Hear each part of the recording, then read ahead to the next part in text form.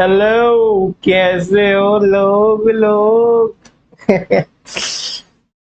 लोग लोग का मतलब है कि पढ़ने वाले बच्चे, नॉट जस्ट लोग लुगाई और ऐसा कुछ। ओके, तो चलो जी चालू करते हैं हमारा अधूरी चीजें जो हमने छोड़ दी थी प्रोफेशनल एथिक्स के अंदर। हमें चालू करनी है क्लॉज नंबर 5 से। करेक्ट? कैसे हो बच्चों? यही बोल दिया करूंगा अगली बार से। लोग लोग थोड़ा अजीब हो जाता होगा आपके लिए, बट ठीक है, चलो, कोई दिक्कत। हाँ, तो हमने ना क्लॉज 1 से लेके 4 पढ़ लिए थे। ठीक है, 1 से लेके 4 में हमने क्या पढ़ा था? और फटाफट ऊपर रिवाइज भी कर लिया उसको, क्योंकि मुझे पता है आधे से ज्यादा लोगों ने तो रिवाइज करा ही नहीं होगा। तो कैसे चलेगा काम? क्लॉज 1 में हमने बोला कि भैया नाम दिया नॉन सीए को, नाम दिया नॉन सीए को, मतलब नॉन सीए को हमने प्रैक्टिस करने की पावर दे दी, और वो नॉन सीए पार्टनर या फिर एम्प्लॉय नहीं था जिसके पास सीए इन प्रैक्टिस का लाइसेंस हो एक तरह का। ठीक है, तो ऐसे लोगों को अगर हम उनको हम अपनी पावर देते हैं या एक तरह से right to practise in the name of the C N practice, तो वो गलत हो जाएगा। ठीक है, it be guilty of professional misconduct. Clause number 2, share कर दी फीस। शेयर कर दी फीस मतलब अगर हम अग्री टू शेयर बोल रहे हैं, अलाउ कर रहे हैं डायरेक्टली या इनडायरेक्टली, ठीक है, कमीशन, फीस या फिर शेयर ऑफ द प्रॉफिट और द फीस, तो फिर वो चलेगा नहीं। 5 केसेस इसमें अलग से थे, 53A 53B, 2 केसेस में आ जाता है प्रोफेशनल बॉडीज के में अगर कोई मेंबर है या उनको क्वालिफिकेशन है तो। ठीक है, उसके बाद पहला आता है रिटायर्ड पार्टनर, फिर हम बोलते हैं member of the institute. Retired partner के अंदर पुराना पार्टनर और अभी का पार्टनर भी आता है। फिर legal air of the disease partner या फिर legal representative of the disease partner. ठीक है, तो ये आ गए। क्लॉज 3 के अंदर सेम था, एक्सेप्ट या अग्रीज टू एक्सेप्ट क्या any part of the profit of the professional work of the professional from not a member of the institute. मतलब तुम ऐसे लोगों से तुम फीस लेना चाह रहे हो। इसमें रजिस्टर्ड वैल्यूअर के बारे में हमने पढ़ा था कि ऐसा चीज नहीं होनी चाहिए। रजिस्टर्ड वैल्यूअर से हम अपना कोई भी काम का जो हम रेफरेंस फीस है वो ले सकते हैं चाहे, लेकिन वो मेंबर से ले सकते हैं, रजिस्टर्ड वैल्यूअर से नहीं। मेंबर से हम अपनी रेफरेंस फी ले सकते हैं, बाकी हम किसी से भी प्रॉफिट में अपना शेयर नहीं लेंगे। पहले था क्लॉज 2 में हम शेयर दे रहे हैं, सेकंड में हम शेयर ले रहे हैं। ठीक है, तो शेयर लेना भी अलाउड नहीं है, लेकिन 53 और 53B का चलता है। फिर है पार्टनर बना लिए 20, मतलब हम किस किस के साथ पार्टनरशिप कर सकते हैं। हम 53A वाली सबके साथ कर सकते हैं। 53B में 2 चीज थी, बीटेक और एमबीए, उनके साथ नहीं कर सकते, बाकी सबके साथ कर सकते हैं। ठीक है, तो 53B के अंदर जो जगह था। और एक और चीज थी कि अगर हम रजिस्टर्ड वैल्यूअर रजिस्टर बोल रहा हूँ, सॉरी, हम वो कर रहे हैं आर्टिकल के साथ शेयर कर रहे हैं, तो वो भी अलाउड नहीं है। और हम एज अ ऑफिस कन्वेंस दे रहे हैं इन द डिस्गाइज की भैया वो वैसे पेमेंट चली जाए, तो वो भी अलाउड नहीं है। ठीक है, वो दोनों फिर अलाउड नहीं थी, वो दोनों पेमेंट्स अलाउड नहीं थी। फिर हमने शेयर ऑफ गुडविल भी पढ़ा था कि भैया अगर गुडविल को हमें बेचना होता है, शेयर करते हैं उसको, तो कैसे क्या होता है सेल ऑफ गुडविल वगैरह। तो उसमें मैं समझा था कि एविडेंस का 1 साल होता है, और 1 साल बड़ा इंपॉर्टेंट है, हर चीज में 1 साल लग रहा था कि अगर आपकी लड़ाई है तो लड़ाई सॉल्व होने के बाद, मतलब डिस्प्यूट सॉल्व होने के बाद 1 साल से जो नेम है वो एविडेंस में चले जाएगा। ठीक है, और उसके बाद आपको पहले तो लड़ाई हो रही है, तो लड़ाई में आपको ये बताना है कि भैया हमारा बीच में डिस्प्यूट चल रहा है, और डिस्प्यूट के बाद ही चीजें सॉल्व होगी। ठीक है, तो डिस्प्यूट की भी इंटीमेशन देनी होती है काउंसिल को या फिर इंस्टीट्यूट ऑफ द बॉडी है जो भी है। फिर हम पढ़ने वाले क्लॉज नंबर 5। क्लॉज नंबर 5 बड़ा आसान था, क्लॉज नंबर 5 में कुछ भी नहीं था। क्लॉज नंबर 5 में है क्या जो पढ़ते हैं कि भैया एक सीएन प्रैक्टिस है is deemed to be guilty of the professional misconduct if he secures, क्या सिक्योर करेगा, सिक्योर कर रहा है एनी प्रोफेशनल बिजनेस। वो अगर सिक्योर मतलब पाना, या वो किसी भी तरीके से प्रोफेशनल बिजनेस, मतलब इसको इसका मतलब यह है कि उसे कोई भी अगर प्रोफेशनल काम मिल रहा है, ठीक है, किसके थ्रू, इधर through services of a person who is not an employ of such CA, मतलब ऐसे बंदे के थ्रू मिल रहा है जो हमारी फर्म में एम्प्लॉय नहीं है, किसी और फर्म में एम्प्लॉय है। ठीक है, उस बंदे की सर्विस के चक्कर में मिल रहा है। ई services of a person who is not an employ of the CA or who is not his partner, या तो वो उसका पार्टनर नहीं है या तो एम्प्लॉय होना चाहिए, मतलब services of a person who is employee तो चलेगा।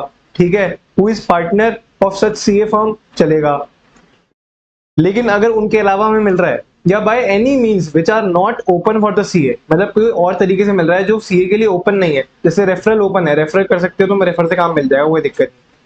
लेकिन इन इन तरीकों से अगर तुम्हें काम मिल रहा है, क्या कौन सा काम, प्रोफेशनल बिजनेस मिल रहा है कोई भी तरह का, तो भैया आप गिल्टी ऑफ प्रोफेशनल मिसकंडक्ट। ठीक है, इसमें लिखा हुआ provided that the nothing here contain shall construed as prohibiting any agreement permitted in the terms of item number 2, 3 and 4। मतलब वो बोल रहा है कि जो 2, 3, 4 में लिखा हुआ है उसके अपार्ट फ्रॉम चीजें लिखी हुई है। तो हमने बात ही कर ली कि भैया रेफरेंस अलाउड होती है, जैसे अब रेफरेंस के बारे में यहाँ पे कुछ नहीं लिखा हुआ, तो हमने बात कर ली कि भैया रेफरेंस तो अलाउड होती है, रेफरेंस में कोई दिक्कत नहीं है। करेक्ट, ओके जी, बराबर है। तो ये कह रहा है कि अगर ही सिक्योर्स ईदर थ्रू, या फिर सिक्योर्स के आगे लिख दो आप direct, he secures any professional business either through the services of the क्या employ who is not CA, who is not an employ of such CA, मतलब ऐसा person who is not an employ of such CA firm भी कह सकते हो आप, या फिर who is not his partner or by any other means which are not open to CA. ठीक है,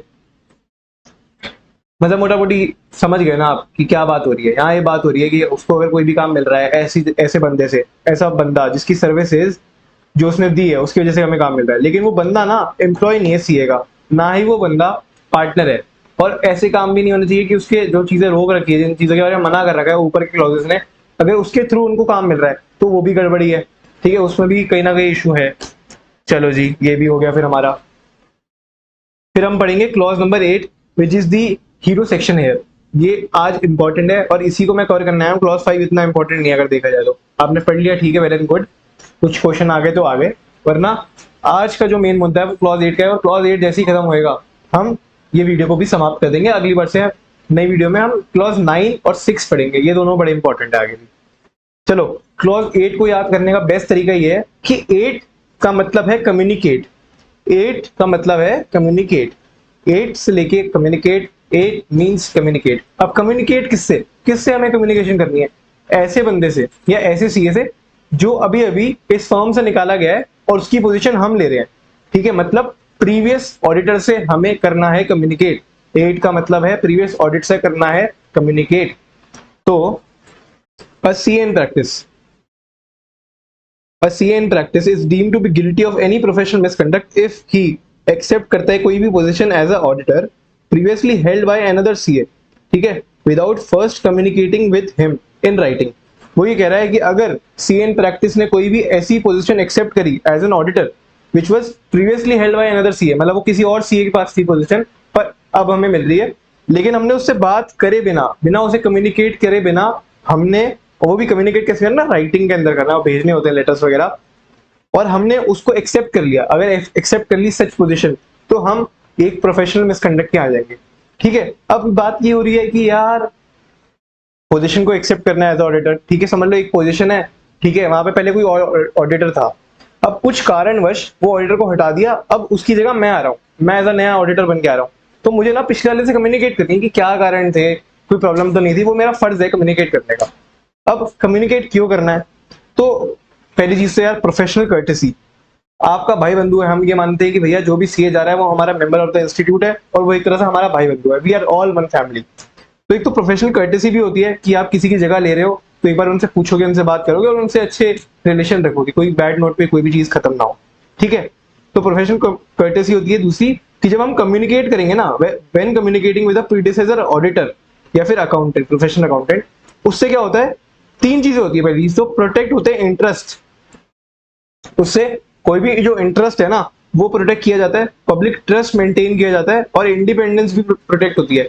ऐसा ना हो कि भैया ऐसा कुछ उसके अंदर हो रहा है फॉर्म में जिस वजह से उस पर कोई ना कोई अनबायसनेस है या अनड्यू इन्फ्लुएंस है और वो अपनी इंडिपेंडेंस एक्सरसाइज नहीं कर पा रहा है, तो प्रीवियस ऑडिटर बताएगा ना यार ये यहाँ पे ये कमी है, तो अगर हम उससे बात कर लेंगे तो वो इंटरेस्ट, पब्लिक ट्रस्ट और इंडिपेंडेंस को प्रोटेक्ट करेगा तो बरकरार रखेगा, पब्लिक का ट्रस्ट बना रहे, ठीक है, इंडिपेंडेंस फॉलो हो और इंटरेस्ट जो है पूरे पब्लिक के वो भी बने रहे, उसमें भी दिक्कत ना है। प्लस वो हेल्प भी करता है किस चीज पे, help in understanding the change, वो जो चेंज हुआ है उसके अंदर क्या रीजन था क्या नहीं था, including checking for the reasons not to accept the role, और वो तुम्हें ऐसे कारण भी बताएगा भैया देखो इस चक्कर में रोल नहीं करना चाहिए। जैसे यार इनकी ना फीस 8-8 महीने लेट आती है, 8 महीने लेट फीस देते हैं, मतलब ये तो देखो बहुत बहुत पंगा है, और कभी कभार तो कह देते हैं कि देंगे भी नहीं अगर आप पॉजिटिव रिपोर्ट नहीं दोगे। तो हम क्यों कम्युनिकेट करेंगे, पहली चीज प्रोटेक्ट इंटरेस्ट, प्रोटेक्ट इंटरेस्ट, तीन चीज प्रोटेक्ट होगी, प्रोटेक्ट होगा पहली बात इंटरेस्ट, फिर पब्लिक ट्रस्ट, फिर इंडिपेंडेंस। ठीक है, आपकी क्या चीजें प्रोटेक्ट हो रही है, प्रोटेक्ट हो रही है इंटरेस्ट, पब्लिक ट्रस्ट और इंडिपेंडेंस। ठीक है जी, और understanding the change and reasons not to accept such audit, तो वो रीजन भी बताएगा, including checking for the reason not to accept for the role. चलो जी, ये भी हो गया, वेरी गुड। अब why to change the auditor, अब फर्म ऐसा क्यों क्यों करेगी, फर्म मतलब क्लाइंट ऑडिटर को चेंज क्यों करेगी, मतलब क्या ऐसे रीजन है कि पुराना ऑडिटर जा रहा है उसकी जगह हमें एक्सेप्टेंस मिल रही है, ऐसा कौन से रीजन है। ठीक है, every client has a right to choose या change their accountant for various reasons, ठीक है, and the retiring auditor should gracefully accept, उसको ग्रेसफुली एक्सेप्ट करना चाहिए। अगर आपको कोई हटा रहा है तो आपको इस चिढ़ के नहीं बैठना चाहिए, आपको ये नहीं होना चाहिए कि भैया मैं आपके बारे में बुरी बुरी अफवाह फैलाऊंगा, या आपकी जो भी इंफॉर्मेशन है पर्सनल या प्राइवेट कॉन्फिडेंशियल इंफॉर्मेशन है वो फैला दूंगा। एक तरह का सेक्शन 114 हम अपने हिसाब से हम तोड़ देंगे। ठीक है, आई होप आपको रिमेंबर हो, आई होप आपको याद हो सेक्शन 114 क्या था। चलो जी, why client might change auditor, change of place, भाई देखो उसका ऑफिस अहमदाबाद में था, अब वो दिल्ली में आ गया, ठीक है, तो चेंज ऑफ प्लेस हो गया। फिर टेम्परामेंट क्लैश, दोनों के ना हिसाब नहीं बैठ रहा उन दोनों का, वो कह रहे हैं यार ये बड़ा एग्रेसिव है, वो बड़ा वो है कि भैया कोई भी गड़बड़ मिलती है दे रिपोर्ट में लिखी, ये नहीं कि पहले आके बता दो, मतलब टेम्परामेंट मैच नहीं हो रहा, एक तरीके से काम होता है वो तरीके से काम नहीं हो रहा। या तो ये हो सकता है कि not satisfied with the service है, जिस काम के लिए हमने रखा था वो काम उनसे हो नहीं पा रहा है, ऑडिटर से ये हो रहा है तो मजा नहीं आ रहा जितनी हमें चीजें ढूंढनी थी, क्योंकि हम भी चाह रहे हैं कि भैया हमारे में जो गड़बड़ है वो हमें पता चले ताकि हम जल्दी से जल्दी ठीक करें अपने आप को। पर not satisfied with the service है, वो इतने कॉम्पिटेंट ही नहीं है। या फिर dispute regarding the fees, fees की बात कुछ हुई थी और अब लड़ाई झगड़े चल रहे हैं, अगर 1 लाख रुपए की बात हुई थी लेकिन अब लड़ रहे हैं कि भैया हमें तो 4.5 लाख चाहिए होंगे, तो वो गलत है ना। तो ये एक कारण हो सकता है और एक्सेट्रा और भी कारण हो सकते हैं, ऐसा नहीं कि सिर्फ यही कारण होंगे, और कुछ भी कारण हो सकते हैं कि जिस वजह से वो ऑडिटर को चेंज कर दे और नया ऑडिटर अपॉइंट करने वाले। अच्छा आओ जी, नए ऑडिटर से याद है कुछ सेक्शन से जो हमने पढ़े थे, याद करो, मैं ऐसे लिख देता हूँ, सेक्शंस ऑफ कंपनीज एक्ट, कौन से, 139, 140, 141 और 142। ठीक है, अब ये तो हमने भैया इंटर में पढ़े थे, अब इंटर में पढ़ने के बाद तो हम भूल ही जाते हैं, अरे बच्चे हैं सर हम तो भूल जाते हैं, बिल्कुल भूल जाते हैं, कोई बड़ी बात नहीं है। तो आज हमें 139, 140, मतलब 139 से लेके 142 तक ना, ऐसा नहीं है कि हमें पूरे ही पढ़ेंगे या हम पूरे पढ़ेंगे, वैसे तो हम पूरे पढ़ते ही हैं कंपनी लॉ के अंदर, बस आज हम गो थ्रू करेंगे कि तुम्हें आइडिया होना चाहिए कि यार ये चीज क्या थी। ठीक है, क्योंकि वो बहुत इंपॉर्टेंट है, प्रीवियस कम्युनिकेट करेंगे, प्रीवियस ऑडिटर के साथ कम्युनिकेट करेंगे, तो वो अगर हम हमें बताएगा कि यार इनके अंदर कुछ ना कुछ गड़बड़ है, ये एससीसी कंप्लायंस नहीं करते, सेक्शन 139 की कंप्लायंस नहीं करते, तो हमें पता तो होना चाहिए कि 139 है क्या। हम तो कह रहे हैं कि हाँ जी कंप्लायंस नहीं होता, कंप्लायंस नहीं होता, 139 है क्या जिसका कंप्लायंस नहीं होता, तो वो हमें पता होना चाहिए। ठीक है, तो reason for the new auditor for not accepting, अब प्रीवियस ऑडिटर से हमने कम्युनिकेट किया और उसने कुछ चीजें बताई, उसने कुछ चीजें जब बताई ना, तो अब मेरे दिमाग में आ रहा है कि यार मुझे तो एक्सेप्ट नहीं करना चाहिए, मतलब नया ऑडिटर मना कर रहा है कि भैया मैं आपके साथ काम नहीं करूंगा, चाहे आपने प्रीवियस ऑडिटर को निकाल दिया है लेकिन अब मैं आपके साथ काम नहीं करूंगा। उसके रीजन क्या हो सकते हैं, उसके रीजन हो सकते हैं, पहली चीज non compliance of the provisions of section 139, 140, 142 read with the 141, ये वाली बात हो गई कि कहीं ना कहीं नॉन कंप्लायंस चल रहा है, आप देख सकते हैं non compliance of the provisions section 139, 140, 142 with section 141 of the companies act 2013। ठीक है, आओ जी ये फटाफट हम एक तरह का ओवरव्यू ले लेते हैं कि ये होता है क्या 139 से 142 तक। लो जी, आपके लिए मैंने यहाँ पे लिखा ही हुआ है कि सेक्शन 139 वो बात करता है appointment of auditor, casual vacancies, 139 sub section 8 हमने पढ़ाई है, और रोटेशन के बारे में बात करता है। अपॉइंटमेंट के बारे में क्या बात करता है कि भैया फर्स्ट एजीएम में हो जानी चाहिए, कौन अपॉइंट करेगा, 30 डेज के अंदर, 60 डेज के अंदर वो रूल होता है, अगर सीएजी वाला है तो कितने दिन बोर्ड ऑफ डायरेक्टर्स करेंगे। ठीक है, सबसे पहला अपॉइंटमेंट, उसके बाद सारे शेयर होल्डर्स करेंगे नेक्स्ट एजीएम में, 5 साल के लिए होता है, कूलिंग पीरियड बता रखा है।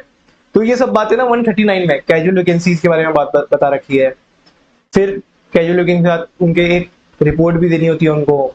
ठीक है, और रोटेशन के बारे में बता रखा है कि भैया कब कब रोटेशन होना चाहिए और कैसे कैसे होना चाहिए।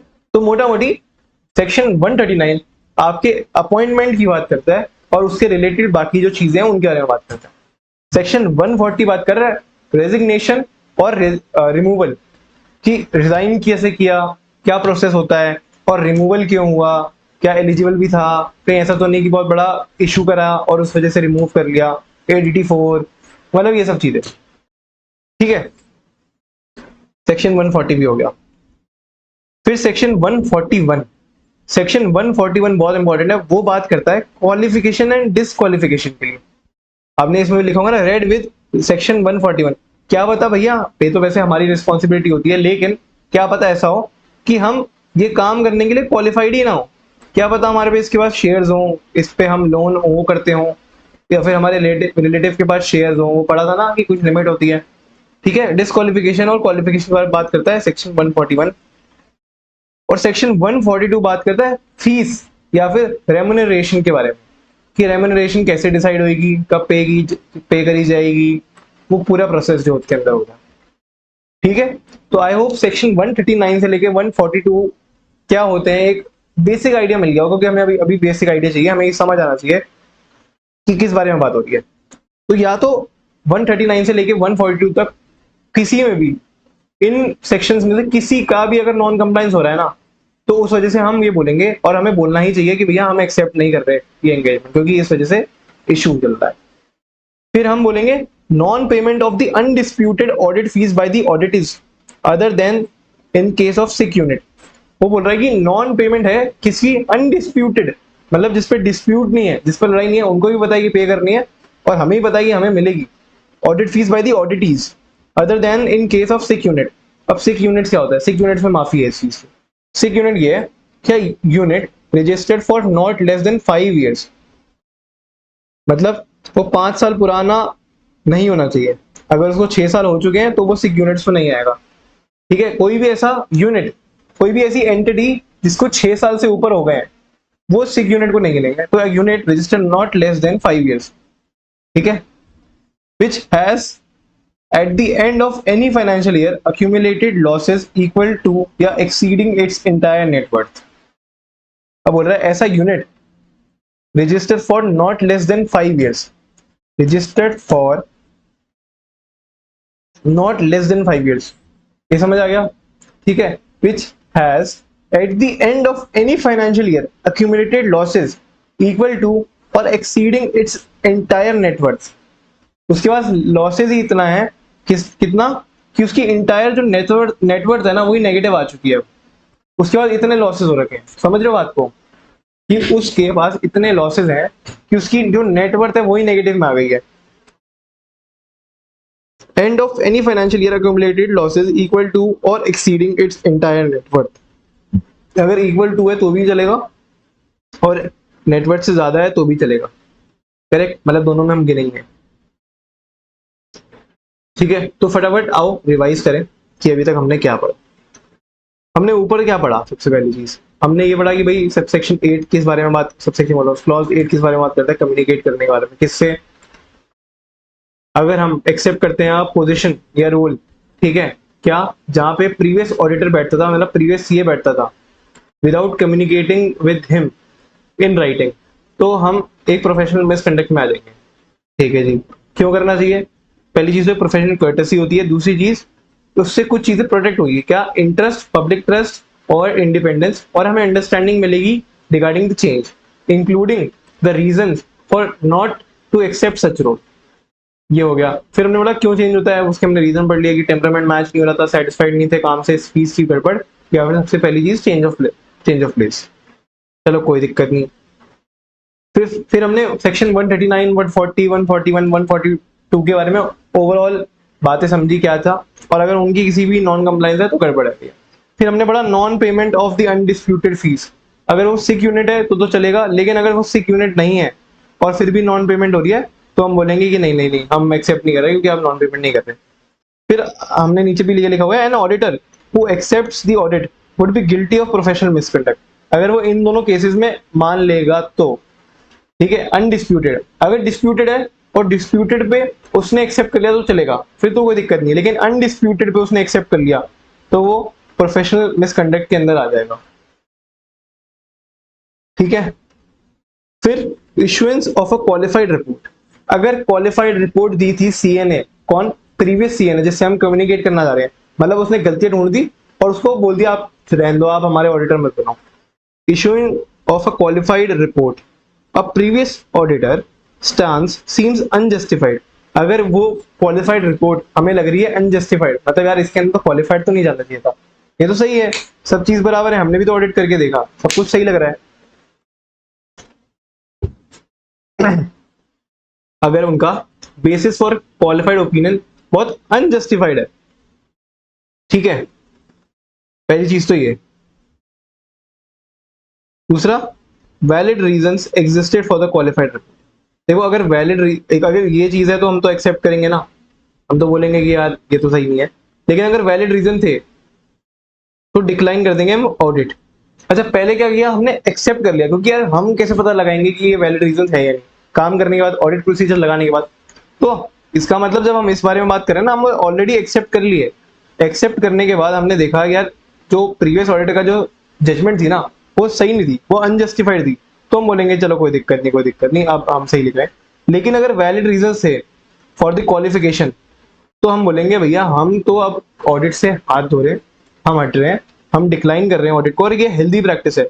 ऐसा नहीं है कि भैया आप यू नो गांधी जी के चक्कर में बात बढ़ा रहे हो, ये हेल्दी प्रैक्टिस और रिकमेंडेड है।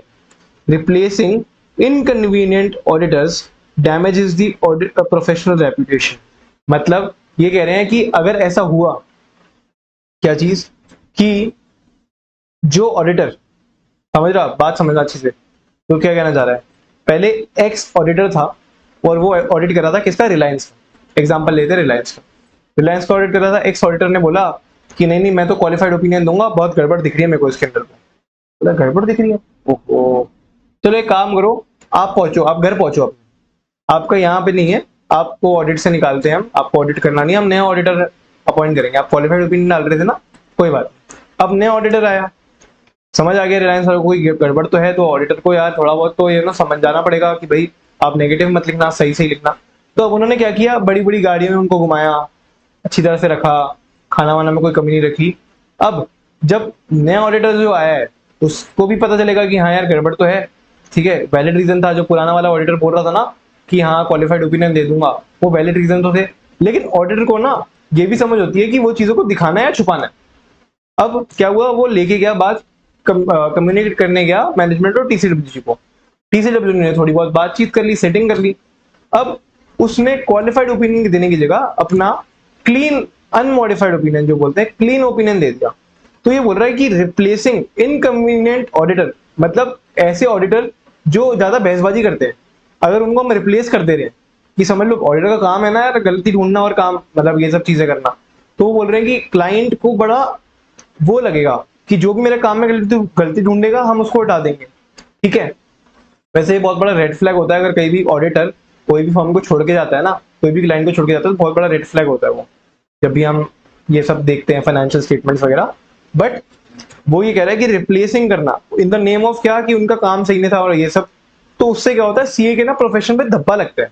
वो ये बोल रहे हैं इसलिए अगर आपको पुराने वाले को गड़बड़ दिखी और आपको भी गड़बड़ दिखी, तो आप ये ना हो कि आप सेटलमेंट और अपने काम या रिलेशनशिप के चक्कर में लग जाओ, आपको भी वो चीज को मना करना चाहिए, ताकि ऑडिटर या फिर एज अ सीए की जो प्रोफेशन है उसकी रेपुटेशन बनी रहे। वरना लोगों को ये होगा कि कोई गलती ढूंढेगा और फिर लोग क्या करेंगे, तूने गलती ढूंढी है, तू मेरी बात नहीं मान रहा, हटाओ इस सीए को, नया लेके आते हैं, हटाओ इस सीए को, नया लेके आते हैं। तो उस पर रेपुटेशन की ना, जो प्रोफेशन का रेपुटेशन है उस पर डैमेज होता है। तो वो ये चीज बोल रहा है कि रिप्लेस कर देना एक ऑडिटर को जस्ट फॉर द इस रीजन, वो सही नहीं है कहीं पे भी, करेक्ट। तो इसमें ये वाली बात हुई। फिर no rule against accepting such appointment after knowing all the fact, पर ऐसा कोई मैंडेटरी नहीं है, ये बोलते हैं कि भैया ये हेल्दी प्रैक्टिस है कि आप डिक्लाइन कर दो। अगर आप डिक्लाइन नहीं करोगे और आपने बातचीत कर ली, अपनी सेटिंग कर ली और आप फिर भी कंटिन्यू कर रहे हो, तो कोई दिक्कत नहीं है, ऐसा कोई कानून नहीं है जो आपको दिक्कत देगा, करेक्ट। अनडिस्प्यूटेड ऑडिट फीस जो हमने ऊपर पढ़ी थी, undisputed audit fees, undisputed audit fees ये होता है audit fees related to the expenses signed by both the auditor and auditee in the accounts are called undisputed audit fees, मतलब जिसपे दोनों की मंजूरी है। मैं भी मानता हूँ कि मेरे को 5 लाख रुपए देने, तुम भी मानते हो कि तुम्हें 5 लाख रुपए मिलने, ठीक है। Incoming auditor should use his influence, जो इनकमिंग ऑडिटर वो अपनी पावर यूज करेगा क्या, in favour of the प्रेडेसेसर auditor. Obviously हम बोलते हैं भैया हमारा भाई बंधु है, हम तो उसकी फीस अटकी पड़ी है, हम तो हेल्प कराएंगे ना। तो वो अपनी पावर यूज करेगा और बोलेगा कि भैया पिछले वाले ऑडिटर की है ना, उसके डिस्प्यूट या फिर फीस के जो डिस्प्यूट चल रहे हैं ना वो सेटल कर दो यार, मतलब फीस सेटल करा दो आप। If the previous auditor can not accept undisputed fees, the incoming auditor should verify the demand draft and ensure early payment।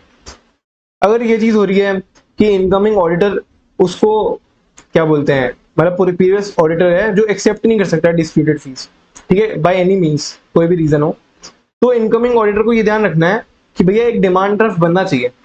एक डिमांड ड्राफ्ट बनेगा और उसकी पेमेंट होगी early too early. Demand draft मतलब मैं जब चाहूँ उस, मतलब एक पेपर होता है, ठीक है, उस पर अमाउंट लिखा होता है कि ये है, इतना बड़ा बना देते हैं, ये समझ लो ये, और यहाँ पे साइन कर रखे बैंक ने कि भैया आप इतने पैसे निकाल लो, और डिमांड जब आपकी डिमांड हो तब निकालो, ठीक है। तो एक ऐसा डिमांड ड्राफ्ट बनना चाहिए और मेरे को मिलना चाहिए। जब मिलेगा मैं तब अर्ली, मतलब अर्ली से अर्ली जितना हो सके मैं पैसे निकाल दूंगा और मैं पुराने ऑडिटर को दे दूंगा। Correct.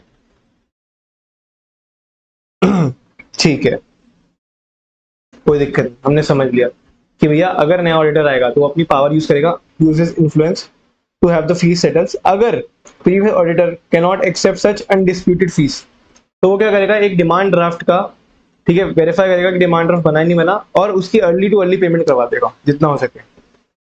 Okay, procedure. When a client wants a new auditor, ask if the old one knows, if not inquire about the reason। Healthy practice don't accept without a valid reason, if accepting inform the retiring auditor। अच्छा, ये बोलते हैं ये चीज avoid करने के लिए, क्या चीज अवॉइड करने के लिए, कि समझ लो एक ऑडिटर है, उसने कोई गलती ढूंढी, उसने गलती ढूंढी और उस गलती की वजह से, वो गलती ढूंढने के बाद वो नेगोशिएशन चल रही है और वहां फर्म मान नहीं रही है, मतलब क्लाइंट बोल रहा है कि नहीं जी नहीं, हम तो इस चीज को हटाएंगे नहीं, आप गलत कर रहे हो, ऐसा ऐसा, क्वालिफाइड ओपिनियन मत दो आप। और ऑडिटर पीछे पड़ा हुआ है कि नहीं नहीं ऐसे कैसे मत दें, आपने गलत किया है, आपको इस चीज को ठीक करना पड़ेगा। तो वो चीज को बचाने के लिए, वो चीज को रखने के लिए, कहीं ऐसा ना हो कि भैया गलती ढूंढी और बंदा ही चेंज कर दिया, मतलब ऑडिटर को अपना काम ही करने नहीं दे रहे वो। तो वो चीज को सेफ गार्ड करने के लिए उन्होंने बोला कि अगर आप कभी भी ऑडिटर को निकालते हो, समझ लो फीस के चक्कर में या चेंज ऑफ प्लेस के चक्कर में, तो सबसे पहली रिकमेंडेशन आप प्रीवियस ऑडिटर से लो कि आपकी नजर में कोई ऑडिटर है जिससे हम काम करवा लें, आपकी नजर में कोई सीए है एक तरह से जिससे हम काम करवा लें। तो सबसे पहली रिकमेंडेशन लेनी चाहिए किससे, न्यू ऑडिटर के लिए आपको रिकमेंडेशन लेनी चाहिए ओल्ड वन से। हेल्दी प्रैक्टिस तो यही है कि अगर ऐसा करोगे तो सही है, नहीं तो कहीं ना कहीं दिक्कत है। Healthy practice don't accept without a valid reason. अब जो नया बंदा आएगा उसको हमेशा कम्युनिकेट करना चाहिए पुराने वाले से और इन्फॉर्म करना चाहिए रिटायरिंग ऑडिटर को कि क्या है क्या नहीं। No response from the retiring auditor. अच्छा, यहाँ तो हमने पढ़ लिया कि उसे ये करना चाहिए, वो करना चाहिए, ऐसा करना चाहिए, वैसा करना चाहिए। अब बात यह है कि जो ऑडिटर है ना वो कोशिश कर रहा है बात करने से। ठीक है, वो चाह रहा है कि जो नया ऑडिटर आया है, वो नया ऑडिटर चाह रहा है कि बात करूं मैं पुराने वाले ऑडिटर से, लेकिन अब ऑडिटर जो है ना पुराना वाला, उसके ना ईगो पे लग गई है, वो नाराज बैठा, वो रिस्पॉन्ड ही नहीं कर रहा because of the hurt feelings, उसे बुरा लग गया। If the retiring auditor does not respond out of the hurt feelings, the new auditor can proceed after waiting for a reasonable time। वो reasonable time तक wait करेगा और उसके बाद अगर reasonable time बीत गया तो एक्सेप्ट करके अपना काम करेगा, ऐसा नहीं है कि उसके भरोसे बैठे रहेगा। ठीक है, मोड ऑफ कम्युनिकेशन क्या हो सकती है, a letter under certificate posting, a letter under certificate of posting, एक रजिस्टर्ड पोस्ट एक्नॉलेजमेंट के साथ। ठीक है, तो एक लेटर देना सर्टिफिकेट के साथ वो नहीं चलेगा, एक रजिस्टर्ड पोस्ट देनी है एक्नॉलेजमेंट ड्यू के साथ। तो वही बोल रहा है, members should communicate with the retiring auditor in a way that provides evidence of the delivery. वो प्रूफ होना चाहिए, कल को पूछ ले कि भाई मेरे से तो पूछा ही नहीं किसी ने, ऐसे कैसे चलेगा। The following would in the normal can provide such force of evidence. ठीक है, पहला, communication by letter send through registered acknowledgement due. वो बोल रहा है ऐसा कम्युनिकेशन करो which is sent through registered acknowledgement due। समझ आया।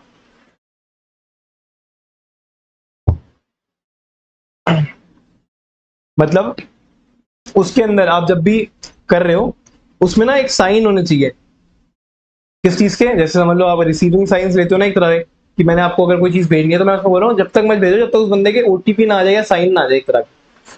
तो वही communication by letter send through registered acknowledgement due, मतलब उसको मिल गया है, वो आपको पता होना चाहिए और उसका प्रूफ भी होना चाहिए। ऐसे तरीके ओटीपीज वाले आ गए हैं अब तरीके, या उनके साइन ले लेते हैं, रिसीविंग साइंस, तो उसको हम फॉर्मल लैंग्वेज में ये चीज बोलते हैं रजिस्टर्ड एक्नॉलेजमेंट ड्यू।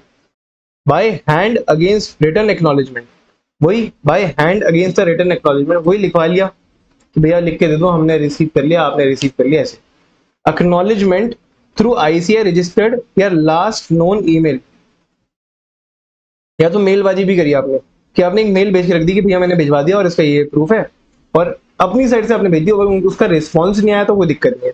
तो एक acknowledgement through their ICI registered or last known official mail ID, ठीक है। या आप जब भिजवा रहे थे तो एक सर्टिफिकेट बनवा के भिजवा रहे होगे कि भैया ये सर्टिफिकेट है और मैं आपसे कम्युनिकेट कर रहा हूँ, तो उसका यूडीएन नंबर, तो UDN generated through UDN portal subject to separate guidelines to be issued by the council in this regard. तो आप यूडीएन भी बोल सकते हो कि ये रहा यूडीएन जनरेटेड और इतना पोर्टल, ठीक है। ठीक है जी। आप कौन से वे से कम्युनिकेट कर सकते हो, फटाफट हम रिवाइज कर लेते हैं। तो आप 3 वेज और ऐसे वे से करने चाहिए जिससे हमें एविडेंस ऑफ द डिलीवरी मिले, एविडेंस ऑफ द डिलीवरी मिले, ठीक है जी। पहला, communication by letter send to the registered acknowledgement due, communicate करो by letter send through registered acknowledgement due, correct, okay जी। By hand against a return acknowledgement, या ऐसा एक्नॉलेजमेंट बाय हैंड, मतलब उसका साइन होना चाहिए। पहले में था हमें रजिस्टर्ड एक्नॉलेजमेंट ड्यू, दूसरे में by hand a return acknowledgement, एक हमें बाय हैंड रिटर्न एक्नॉलेजमेंट मिल जाए तो वो भी गुड इनफ है। फिर acknowledgement through their ICI registered, या फिर last known official email address जो वेबसाइट पे लिखा हुआ है, जो हमें इंफॉर्मेशन। पहला कम्युनिकेशन बाय लेटर, ठीक है, सेंड थ्रू रजिस्टर्ड या registered acknowledgement due, registered acknowledgement due. तीसरा, दूसरा bye hand against a return acknowledgement, फिर एक एक्नॉलेजमेंट थ्रू आईसीआई रजिस्टर्ड या फिर लास्ट नोन ईमेल एड्रेस, और लास्ट था यूडीएन के थ्रू। चलो जी, ये भी चीज हो गई हमारी। अब तो बहुत छोटी छोटी बातें रह गई हैं, ज्यादा कोई मोटी बात नहीं रही कि भैया क्या आएगा नहीं। अगर प्रेमाइसिस फाउंड लॉक्ड, मतलब हमने कम्युनिकेट करने की कोशिश करी लेकिन उनके जो प्रेमाइसिस है वो लॉक्ड मिले हैं, तो मान लिया जाएगा कि एक डिलीवरी हो चुकी है, it is considered as deem delivery, ठीक है। The communication received backed by the incoming auditor with the office found locked, मतलब एक कम्युनिकेशन का आपको रिस्पॉन्स ये मिला इनकमिंग ऑडिटर को, ऑब्वियसली जो नया आ रहा है वही कम्युनिकेट करने की ट्राई करेगा कि office found locked return on the acknowledgement due, जो एक्नॉलेजमेंट है, या तो ये होता है कि ओटीपी नहीं दिया, ऑफिस फाउंड लॉक्ड, या फिर एड्रेस नहीं मिला, या ऐसा कुछ, ठीक है। तो अगर ये लिखा हुआ है कि ऑफिस फाउंड लॉक्ड, तो shall be deemed as having been delivered by the retiring auditor, मतलब उसको हम मान लेंगे कि भैया हमने डिलीवरी का अटेम्प्ट किया था और आपका ही प्रेमाइसिस लॉक्ड मिले, तो हमारी कोई गलती नहीं है, हमारी कम्युनिकेशन से हमने पूरी करी है, हमें हमारे पे कहीं पे भी प्रोफेशनल मिसकंडक्ट नहीं लगेगा, वी आर नॉट गिल्टी है, ठीक है। Firm not found at the given registered address, ओहो जगह ही नहीं मिली, आपने बोला कि भैया समझ लो XYZ ब्लॉक में आपको इस हाउस नंबर पे पहुंचाना है, वो गया, ये हाउस नंबर मिला ही नहीं, या मिला तो वो बंदा नहीं मिला, वो बोलता है कि यहाँ पे तो ऐसा कोई रहता ही नहीं है। So if the incoming auditor's communication to the ICI registered address is returned as no office exists, it is deemed delivered unless the retiring auditor proves non-service was not their fault। या तो ये बोल देगा, समझ लो क्या हुआ, एक beautiful example ये है कि समझ लो XYZ ब्लॉक हाउस नंबर 69, ठीक है, वहां पे होना था। अब पोर्टल पे ICI पोर्टल पे उसने जाके एड्रेस अपडेट कर लिया लेकिन वेबसाइट पे अपडेटेड नहीं है, या वाइस वर्सा, आईसीआई के पोर्टल पे अपडेटेड नहीं है लेकिन वेबसाइट पे ना नया एड्रेस डाल रखा है जहाँ इनका ऑफिस शिफ्ट हो गया था, तो अब वो प्रूफ कर सकता है कि भैया देखो मैंने तो अपना ऑफिस शिफ्ट कर लिया और उसका प्रूफ ये है कि मैंने तब चेंज कर लिया था, अब आपने गलत जगह भिजवाया तो मेरी कोई दिक्कत नहीं है, इसमें मेरी कोई रिस्पॉन्सिबिलिटी नहीं है। तो अगर वो प्रूफ कर देगा कि नॉन सर्विस उसका फॉल्ट नहीं था तो वो डीम डिलीवर्ड नहीं माना जाएगा, अगर वो प्रूफ नहीं कर पाया तो it is considered to be deem delivered, ठीक है। Special audit under income tax, It would be a healthy practice if a tax auditor appointed for conducting special audit under income tax communicates with the member who has conducted the statutory audit. अब जो भी इस tax audit करने आ रहा है तो उसको भी ये बोला जाता है कि भैया आप स्टैट्यूटरी ऑडिटर के साथ ना बातचीत कर लो, कम्युनिकेट कर लो, एक अच्छी हेल्दी प्रैक्टिस रहती है। लाइक हेल्दी प्रैक्टिस के बारे में बात करें तो नॉट सो इम्पोर्टेंट। इसके अंदर तो बल्कि हम ये डालेंगे कि भैया ये क्यों ही है, क्यों दिमाग खा रहा है ये, ठीक है ना। ठीक है, फिर the council has also laid down the detail guidelines on the subject as under. ठीक है, communication required for all kind of audit. Communication with the previous practicing CA auditor is required for all type of audit, statutory, tax, GST, internal, concurrent। वो बोल रहा है कि ऐसा नहीं है कि ऑडिटर की जो समझो स्टैट हटके स्टैट आ रहा है, ठीक है, जीएसटी ऑडिटर हटके जीएसटी ऑडिटर आ रहा है, तो ये बोल रहा है कि आप किसी भी टाइप के ऑडिटर हो, कोई दिक्कत नहीं, उससे कोई फर्क नहीं पड़ता, आपको ये चीज अप्लाई होएगा ही होएगा। अगर आप इंटरनल ऑडिटर थे, ठीक है, और आपको हटा दिया और जो नया आया है इंटरनल ऑडिट के लिए आया है, तो उसकी ना रिस्पॉन्सिबिलिटी बनती है कि वो आपसे बात करे, मतलब प्रीवियस ऑडिटर से बात करे। जरूरी नहीं है, this only does not applicable to statutory auditor, it is applicable to all kind of auditor, correct. Communication in case of assignment done by the other profession, it would also be healthy practice to communicate. मतलब हर जगह healthy practice है, कहीं भी ऐसा ये नहीं बोल रहा कि करना ही करना है, करना ही करना है, करना करना है इन द सेंस सिर्फ ये बोला जाता है क्लॉज 8 में कि आप एक कोशिश तो जरूर करो उससे बात करने की प्रीवियस ऑडिटर से। ऐसा ना हो कि आपने अटेम्प्ट भी नहीं किया बात करने का, वो नहीं होना चाहिए, ठीक है। Communication in case of assignment by the other professional, healthy practice मानी जाती है to communicate. Lack of time in acceptance of the government audit, this is important, this can become in the MCQ. Okay, तो क्या कह रही है, for the government entities ensure compliance with this obligation before the audit acceptance. If time consent, the new auditor may begin after notifying the previous one. Acceptance is conditional on prior audit feedback and objection. इसने क्या बोला, अब government audit में ना कुछ अलग ही regulation चलती है, नो कैसे काम चलता है क्या नहीं, तो ये बोल रहा है गवर्नमेंट एंटिटीज में कंप्लायंस को देखो फॉलो तो करना है, ऐसा तो नहीं है कि कंप्लायंस से आप बच जाओगे, ठीक है, लेकिन आप बिफोर एक्सेप्टेंस ना आप एक काम करो, उनको मैसेज वगैरह भेजो कि भैया हमें फीडबैक करके दो, हमें बताओ कि ये फॉर्म कैसी है, क्या है, any reason for not accepting such role, आपको क्यों निकाला गया, अंडरस्टैंड करा वो, इंडिपेंडेंस सही है आपकी नहीं, ड्यूरिंग द ऑडिट आपने पिछले 2-3 साल किया, आपकी इंडिपेंडेंस थी, आप पे कोई अनड्यू इन्फ्लुएंस या प्रेशर तो नहीं था, तो हमने ये सब तो पूछ लिया। लेकिन सिंस टाइम कंस्ट्रेंट होते हैं, ऑडिट को टाइम पे निपटाना होता है, ऐसा नहीं है कि हम प्रीवियस ऑडिटर का रिप्लाई का वेट कर रहे हैं और फिर एक्सेप्ट करेंगे, तो ये बोल रहा है कि आप एक्सेप्टेंस कर लो, और एक्सेप्टेंस इस कंडीशन पे करो। किस कंडीशन पे आपने एक्सेप्टेंस करी, क्या एक्सेप्टेंस इस कंडीशन पे कि अगर ऑडिटर का फीडबैक और ऑब्जेक्टिव अगर गड़बड़ आया तो फिर दिक्कत है, ठीक है।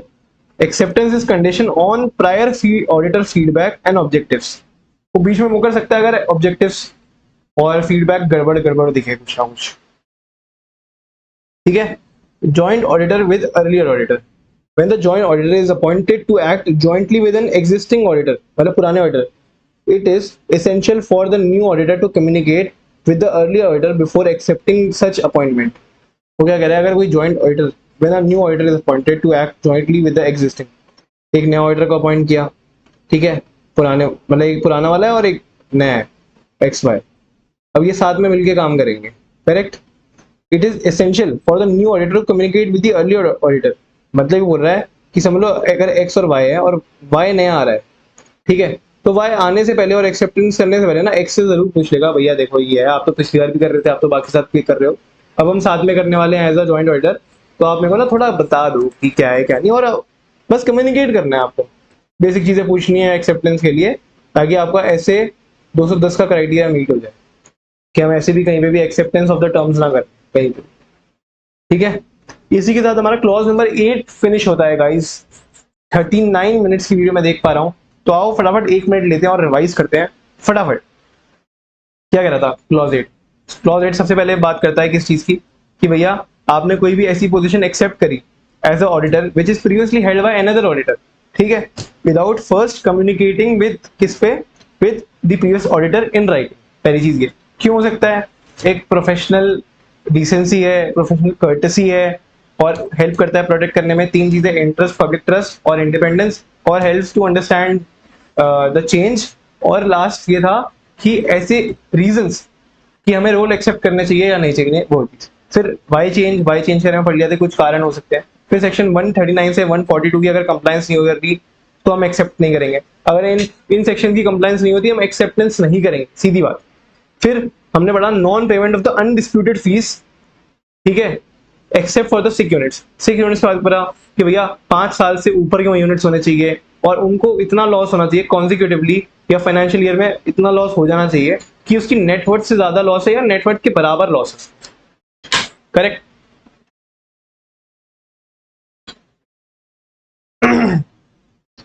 ठीक है जी। और अगर हमने ये सब होने के बावजूद भी एक्सेप्ट किया तो हम गिल्टी प्रूफ करे जाएंगे ऑफ द प्रोफेशनल मिसकंडक्ट। फिर अगर ऐसा कहानी हुई है कि issuance of a qualified report हुई थी पिछली बार और इस वजह से ऑडिटर को हटाया गया, तो हम जो नया ऑडिटर है वो एक्सेप्ट कर लेगा और एक्सेप्ट करने का ये देखेगा कि प्रीवियस ऑडिटर का जो जजमेंट थी या स्टांस था वो जस्टिफाइड था या अनजस्टिफाइड था। अगर अनजस्टिफाइड है तो भैया अपना काम करो और आगे बढ़ो, कोई दिक्कत नहीं। लेकिन अगर जस्टिफाइड था, मतलब valid reasons were there to support, क्या चीज, to support the qualified opinion, then हमें क्या करना चाहिए, हमें भी वो ऑडिट को ना डिक्लाइन कर देना चाहिए। अरे यार ऐसे कैसे डिक्लाइन कर दे, भाई डिक्लाइन तो करना चाहिए, ये हेल्दी प्रैक्टिस है। करो या ना करो तो कोई दिक्कत नहीं, उसमें आपको प्रोफेशनल मिसकंडक्ट नहीं लगेगा। लेकिन आपको करना चाहिए, क्यों करना चाहिए, इसलिए करना चाहिए क्योंकि इट मतलब रिप्लेसिंग अ इनकन्वीनियंट ऑडिटर somehow tarnishes या damages the professionals, या फिर प्रोफेशन की रेपुटेशन को वो डैमेज करता है या टार्निश करता है। ठीक है, क्या कह रहा है, replacing inconvenient auditor damages the reputation of profession, damages the reputation of the profession। ठीक है, लेकिन there is no such rules to stop you from accepting such audit या engagement।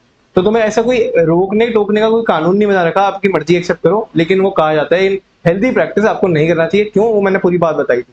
ठीक है, फिर हमने पढ़ा कि अनडिस्प्यूटेड फीस क्या होता है। हमने ये देखा कि अनडिस्प्यूटेड फीस एक ऐसी फीस होती है जहाँ पे दोनों की मंजूरी है, ये भी मानता है और ये भी मानता है कि भैया पैसे तो मिल रहे हैं, लेकिन फॉर एनी रीजन वो पैसे भी प्रोसेस नहीं हो रहे। तो जब नया ऑडिटर आएगा वो अपना अनड्यू इन्फ्लुएंस यूज करेगा। अनड्यू इन्फ्लुएंस यूज करने के बाद वो जितना जल्दी हो सके उस चीज को सेटल कराना चाहेगा, वो फीस को जितना जल्दी हो सके उतना सेटल कराएगा। ठीक है, if the previous auditor can not accept such fees, undisputed fees, तो इनकमिंग ऑडिटर ये इंश्योर कराएगा कि एक डिमांड ड्राफ्ट बने और जितना जल्दी हो सके वो पेमेंट को प्रोसेस हो जाए। ठीक है, फिर हमने रिस्पॉन्स या मोड ऑफ कम्युनिकेशन बारे में पढ़ा। तो ये बोल रहा है कि अगर प्रीवियस ऑडिटर कहीं ना कहीं दुखी हो गया है और वो रिस्पॉन्स भी नहीं कर रहा, वो बात ही नहीं करना चाह रहा नए ऑडिटर से, इनकमिंग ऑडिटर से, तो वो देखो सही चीज नहीं है। और इस वजह से इनकमिंग ऑडिटर को ना रीजनेबल टाइम तक वेट करना चाहिए और उसके बाद उसको ना मूव ऑन करना चाहिए, मतलब उसको एक्सेप्ट करना चाहिए ऑडिट, अगर रीजनेबल टाइम जो है वो खत्म हो गया है। ठीक है, अब मोड ऑफ कम्युनिकेशन क्या होगा, रजिस्टर्ड पोस्ट के थ्रू करेगा और एक्नॉलेजमेंट ड्यू के साथ करेगा। तो वो बोल रहा है कि कुछ 4 तरीके बताए हैं ऐसे तरीके से करने हैं जहां पे एविडेंस ऑफ द डिलीवरी है।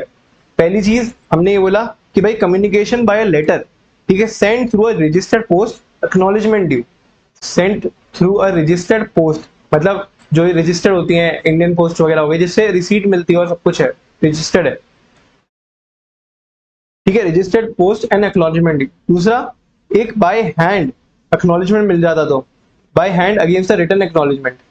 ठीक है, डाकिया डाक लाया वाला, डाकिया गया हाथ में दिया और उसने हाथ से लिख दिया कि भैया receive.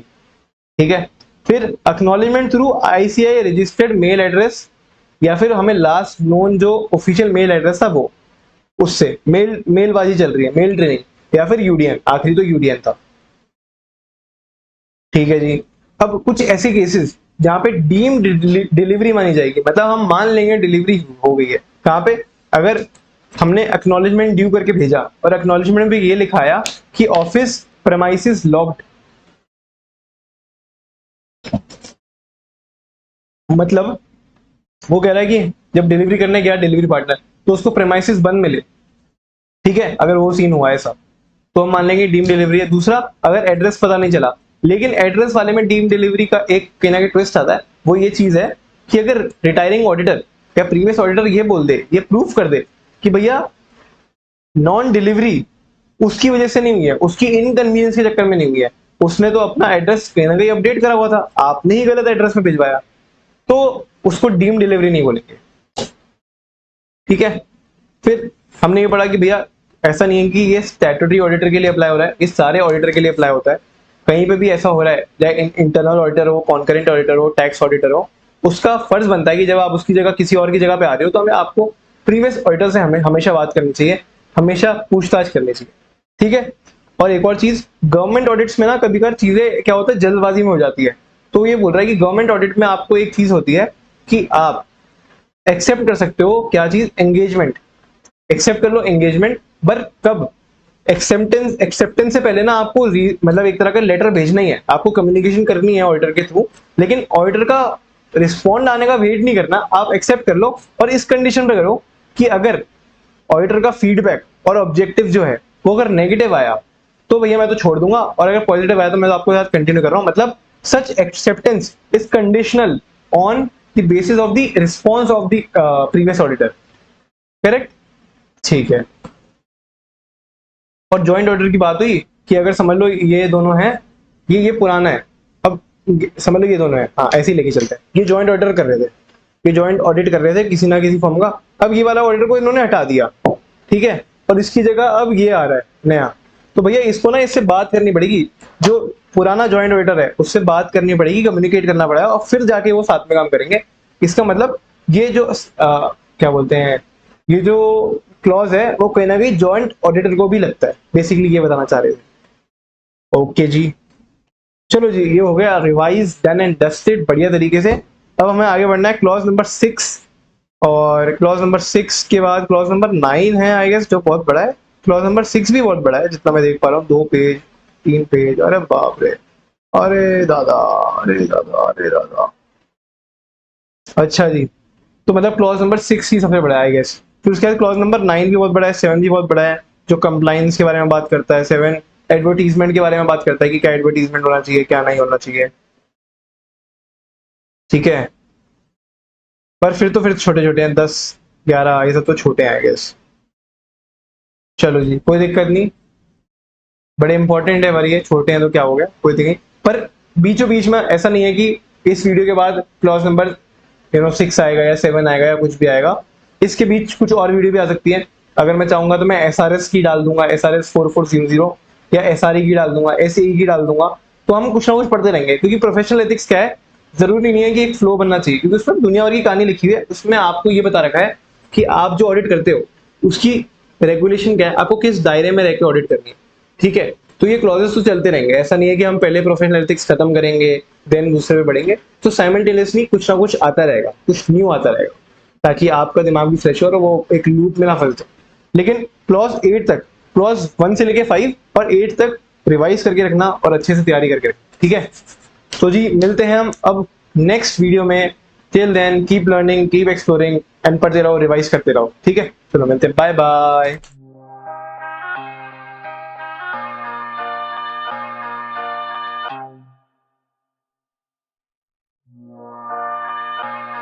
Ladies and gentlemen, can I please have your attention? I've just been handed an urgent and horrifying news story, and I need all of you to stop what you're doing and listen.